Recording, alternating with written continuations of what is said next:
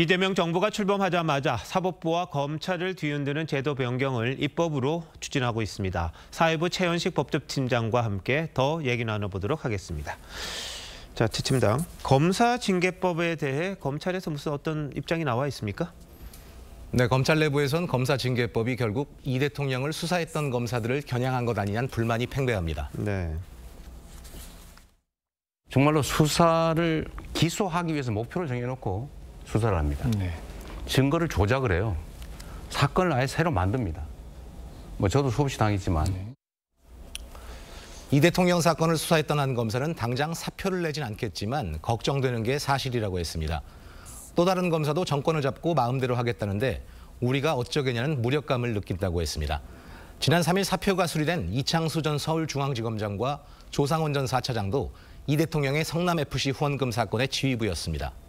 일각에선 이 대통령 사건 수사에 참여한 검사들의 줄사표가 이어질 거라는 관측도 조심스레 나옵니다. 네. 자, 근데 검찰에 대해서 이제 국민들이 비판하는 점도 좀 적지 않아요. 그렇다 해도 살아있는 권력을 견제하는 게 검찰의 수사 기능 아닙니까? 이건 좀 긍정적으로 평가받았던 건 아닌가요?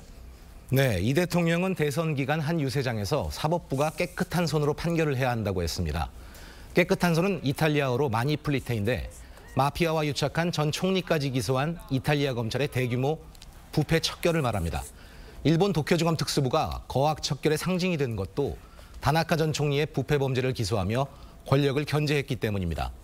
검사징계법이 자칫 검사들의 살아있는 권력에 대한 수사를 막는다면 한국판 깨끗한 손은 불가능할 겁니다. 정치적으로 동원되지 못했다, 눈치를 보고 수사한다, 이런 것과 비판을 하면서 정무위 장관이 징계권을 준다는 그거는 주장하는 내용이 거꾸로 가는 거 아닙니까? 네, 법원 쪽도 한번 보죠. 대법관 증언법, 이 법원에서는 어떻게 보고 있습니까? 네, 앞서 보신 대로 조희대 대법원장이 공론의 장을 언급했는데 사법부는 물론 법조계와 학계 등 다양한 의견을 반영하고 법안을 다듬어 달라는 의미입니다. 바꿔 말하면 지금 민주당의 입법 드라이브는 졸속이라는 취지로 해석됩니다. 법원 관계자들은 법사위에 서면 의견조차 내지 못했다거나 사법제도 전반을 건드리는 문제로 성급하게 하면 안 된다며 당혹스러운 반응입니다. 자, 근데 이게 왜 이걸 하느냐, 누구를 위한 거냐, 이런 데 대한 문제 제기도 있는 거죠.